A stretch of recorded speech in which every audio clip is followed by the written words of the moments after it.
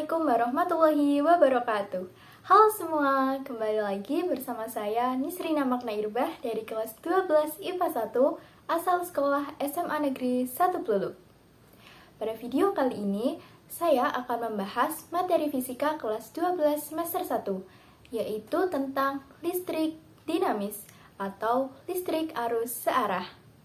Eits, tapi sebelum lanjut jangan lupa untuk like, comment, share, dan subscribe ya. Terima kasih. Oke, kita langsung saja ke pembahasan yang pertama, yaitu tentang muatan. Apa sih pengertian dari muatan? Muatan merupakan muatan dasar yang dimiliki oleh sebuah benda, baik berupa proton atau muatan positif maupun elektron atau muatan negatif. Seperti yang sudah dipelajari saat kelas 9 ataupun di mata pelajaran kimia saat SMA, diketahui bahwa suatu atom terdiri dari bagian inti dan juga bagian kulit, yang mana di bagian inti atom tersebut terdapat proton yang bermuatan positif dan juga neutron yang tidak bermuatan atau netral. Sedangkan pada bagian kulit atom terdapat elektron yang bermuatan negatif. Terdapat dua jenis muatan. Suatu listrik dikatakan bermuatan positif apabila kekurangan elektron dan dapat dikatakan bermuatan negatif apabila kelebihan elektron. Muatan dapat dilambangkan dengan Q kapital ataupun Q kecil. Satuan internasional dari muatan adalah coulomb atau dapat dilambangkan dengan huruf C kapital. Akan tetapi, pada beberapa soal, satuan yang digunakan tidak selalu coulomb. Dapat juga menggunakan milicoulomb, microcoulomb, nanocoulomb, ataupun picocoulomb. Nah, pertanyaannya adalah, gimana sih cara untuk mengubah dari satuan-satuan tersebut ke satuan coulomb? Contohnya, ada sebuah soal yang mengatakan bahwa terdapat listrik yang besar muatannya adalah 9 nanocoulomb, sehingga dapat dituliskan dengan 9 Nc. Cara untuk mengubahnya adalah, yang pertama, kita harus tahu dan mengingat antara satuan dengan faktor pengalinya. Seperti Mili, faktor pengalinya adalah 10 pangkat minus 3.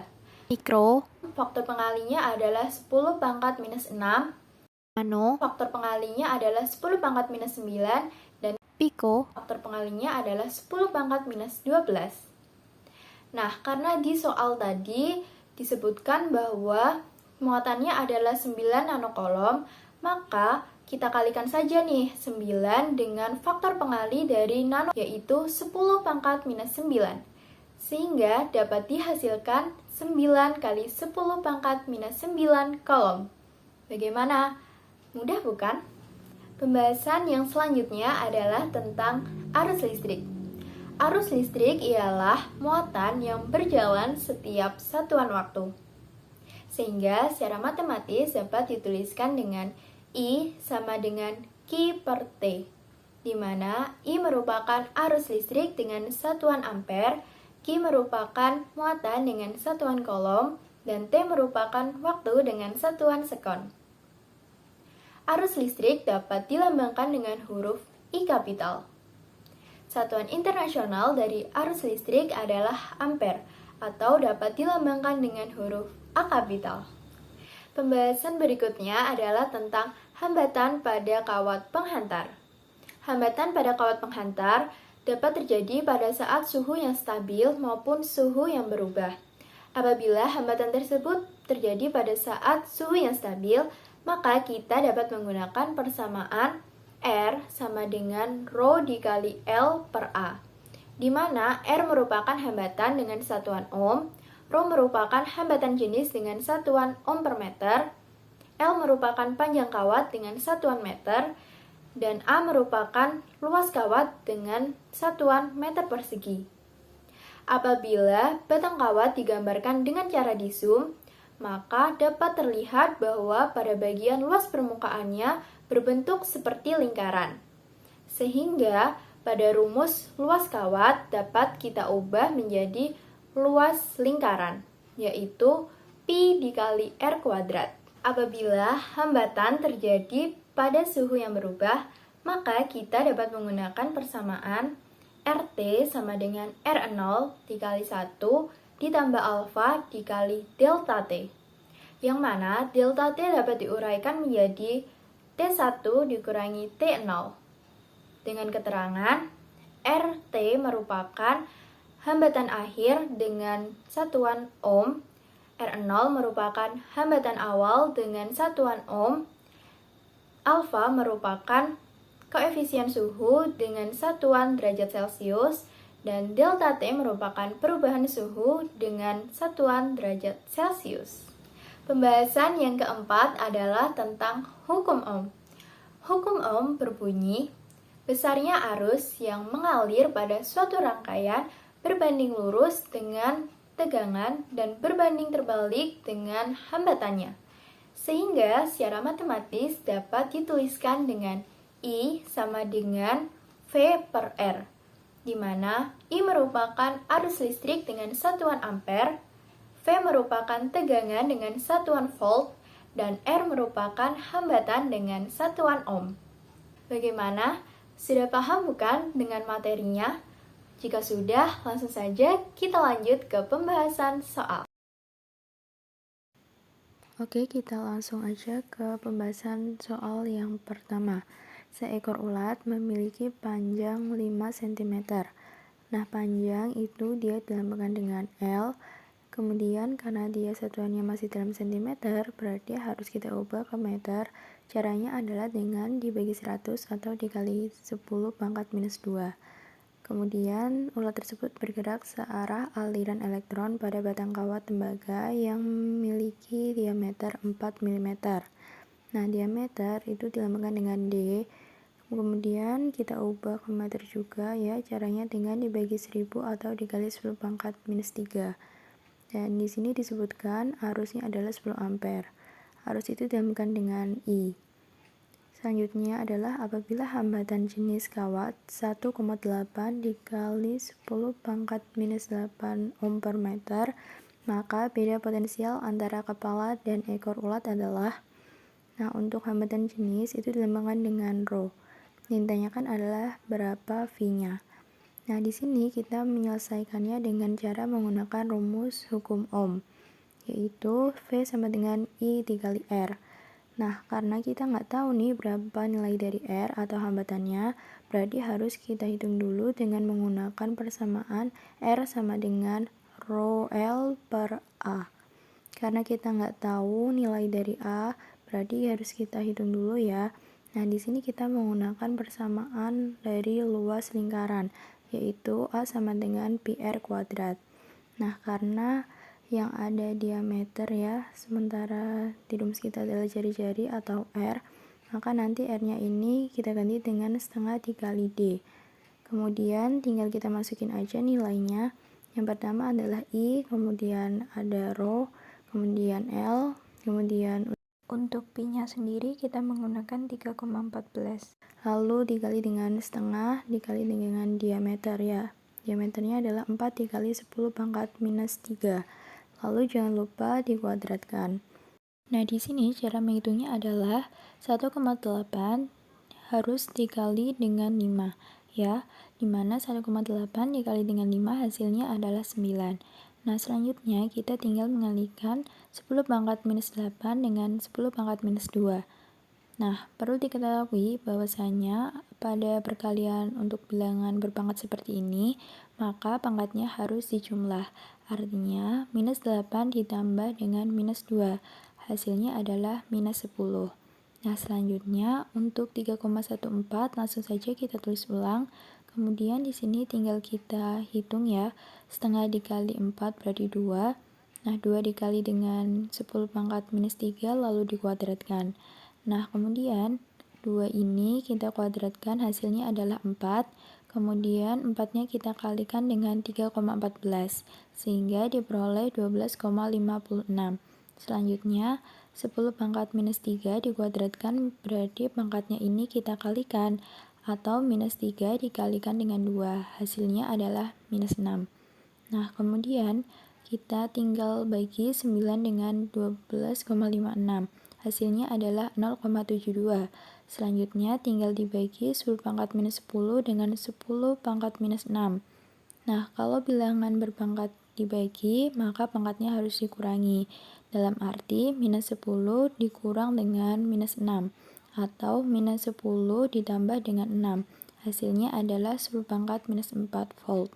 Nah, artinya beda potensial yang terjadi antara kepala dan ekor ulat itu adalah 0,72 dikali 10 pangkat minus 4 volt. Oke, semoga paham ya. Kita lanjut ke pembahasan soal yang nomor 2. Perhatikan gambar. Tentukan nilai arus listrik yang terukur. Nah, di sini ada suatu rangkaian di mana untuk hambatannya atau resistansinya sebesar 2,5 ohm. Kemudian ada ampermeter, ini adalah alat untuk mengukur arus listrik. Kemudian di sini ada beda potensial ya, di mana bagian yang lebih panjang menunjukkan kutub positif dan yang lebih pendek itu dia menunjukkan kutub negatif. Nah, di sini beda potensial atau baterainya itu adalah 1,5 volt. Dan dia memiliki hambatan dalam sebesar 0,5 ohm. Nah, untuk menghitung berapa arus yang terukur, di sini kita menggunakan hukum Ohm. V sama dengan I dikali R, atau I sama dengan V per R. Nah, karena di sini ada hambatan untuk resistansinya dan juga ada hambatan dalamnya, maka kedua hambatan ini tinggal dijumlahin aja. Persamaannya menjadi I sama dengan V dibagi R kapital ditambah dengan R kecil. Nah, selanjutnya tinggal kita masukin aja nilai dari V-nya itu adalah 1,5 volt. Kemudian R kapitalnya 2,5 ohm dan hambatan dalamnya adalah 0,5 ohm. Di sini tinggal kita hitung aja, jawabannya adalah 1,5 dibagi 3 yaitu 0,5 ampere. Oke, kita lanjut ke pembahasan soal yang terakhir. Sebuah kawat dengan panjang 5 cm memiliki jari-jari 1,3 mm dan hambatan sebesar 4 ohm. Apabila panjang dan jari-jari diubah menjadi 2 kali semula, maka besar hambatannya menjadi. Ketika kita memperoleh soal seperti ini, maka cara penyelesaiannya adalah dengan konsep perbandingan, yaitu membandingkan antara kondisi awal dengan kondisi akhir. Nah, di sini kondisi awalnya itu adalah panjangnya 5 cm, kemudian jari-jarinya 1,3 mm, dan R1-nya sebesar 4 ohm. Nah, di mana kondisi akhir atau setelah diubah itu adalah L2-nya menjadi 2L1 dan R2-nya menjadi 2R1. Nah, di sini teman-teman boleh mengganti satuannya menjadi meter baik pada L1 maupun R1. Ya, tapi dalam hal ini saya dengan tujuan untuk lebih mempermudah dalam perhitungan, jadi tidak saya ubah. Ya, jadi L1-nya saya biarkan saja dalam cm dan R1-nya saya biarkan dalam milimeter. Tapi dengan catatan, untuk L2-nya saya buat 2L1, bukan 2 dikali 5 cm. Karena kalau satuannya tidak diubah, nanti akan bermasalah. Jadi kalau seandainya dalam bentuk L1 saja dan R1 saja itu tidak masalah. Oke, sebelum kita masuk ke konsep perbandingannya, kita harus tahu dulu rumus apa yang kira-kira berhubungan dengan soal ini. Nah, tentu saja kalau dia berbicara mengenai kawat, maka persamaannya itu adalah R sama dengan rho L per A. Selanjutnya, kita tinggal menentukan besaran yang berubah. Nah, tentunya di sini ada L ya, karena dia ada L1 dan L2. Kemudian ada R ya, R1 dan R2. Dan ada juga R kapital. Dengan kata lain, untuk rho atau hambatan jenis ini dia konstan atau tetap. Tapi bagaimana dengan A? Nah, ingat teman-teman, A ini adalah pi R kuadrat. Artinya R-nya ini dia berubah, P-nya ini dia konstan. Nah, kenapa saya meminta teman-teman untuk mengumpulkan besaran yang berubah? Karena dalam menyelesaikan soal ini, kita tidak perlu menggunakan semua besaran. Kita hanya menggunakan besaran yang berubah saja. Nah, jadi persamaan ini berubah menjadi R sama dengan L per R kuadrat. Nah, artinya di sini kita harus membandingkan R1 dengan R2 atau hambatan kondisi awal dengan hambatan kondisi akhir. Setelah panjang dan jadi-jadinya diubah menjadi 2 kali semula. Nah, selanjutnya untuk R1 persamaannya tentu saja menjadi L1 per R1 kuadrat. Selanjutnya kita bagi, ini sama-sama dibagi, lalu R2-nya itu berarti menjadi L2 dibagi dengan R2 kuadrat. Nah, ini tinggal diselesaikan dengan cara pecahan biasa, sehingga diperoleh L1 per R1 kuadrat dikali R2 kuadrat dibagi dengan L2. Nah, setelahnya tinggal kita kumpulin L sama L dan R sama R. Nah, karena R-nya itu dia kuadratnya kita keluar aja. Setelah mendapatkan persamaan seperti ini, teman-teman tinggal masukin nilainya aja. Nah, jadi kita di sini tidak menggunakan 5 cm ya. Kita hanya masukin dalam L1 saja. Nah, itulah yang saya maksud kenapa satuannya tidak perlu diubah ke meter semuanya. Oke, semoga paham. Nah, untuk L2-nya tinggal kita masukin 2L1, kemudian R2-nya berarti 2R1, dan R1-nya kita biarkan saja menjadi R1. Nah, selanjutnya tinggal kita bagi aja L1 dengan L1, R1 dengan R1, sehingga diperoleh 4 dibagi 2. Nah, 4 itu diperoleh dari 2 dikuadratkan. Oke, selanjutnya tinggal kita sederhanakan dengan cara dibagi 2 dengan 2, sehingga diperoleh 2 per 1. Ini yang benar adalah 2 per 1, berarti R1 per R2 itu adalah 2 per 1. Nah, karena kita mau menghitung berapa R2-nya, berarti tinggal kali silang aja. Ya, ini kan jadinya R1 per R2 sama dengan 2 per 1. Nah, tinggal kita kali silang aja. R1-nya dikali 1 ya. Kemudian R2-nya dikali dengan 2. Sehingga diperoleh 2R2 sama dengan R1.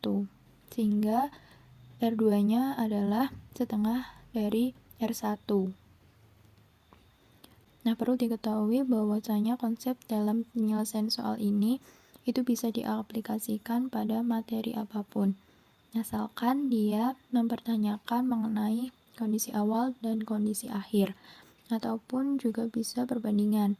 Nah, kalau dia menanyakan berapa perbandingan antara hambatan 1 dengan hambatan kedua setelah diubah, maka jawabannya adalah 4 per 2 atau 2 dibanding 1. Oke, semoga bisa dipahami. Sekian video pembahasan materi dan soal tentang listrik dinamis atau listrik arus searah. Semoga video saya tadi dapat bermanfaat. Kurang lebihnya saya mohon maaf dan saya ucapkan terima kasih bagi yang sudah menyaksikan. Saya akhiri. Wassalamualaikum warahmatullahi wabarakatuh. Sampai jumpa kembali.